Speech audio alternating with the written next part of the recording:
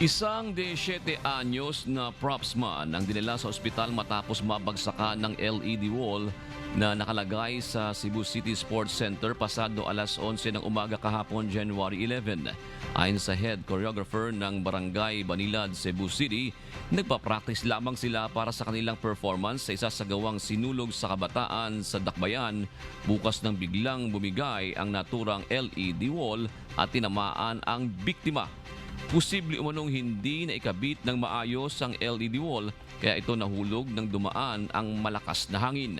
Agad namang rumisponde ang mga rescuer at dinala sa ospital ang biktima. Ayon sa head na choreographer ng Barangay Banilad, aksidente ang nangyari pero dapat i-check ng mabuti ng supplier ang mga LED wall upang maiwasan itong maulit sa live performances bukas at sa linggo.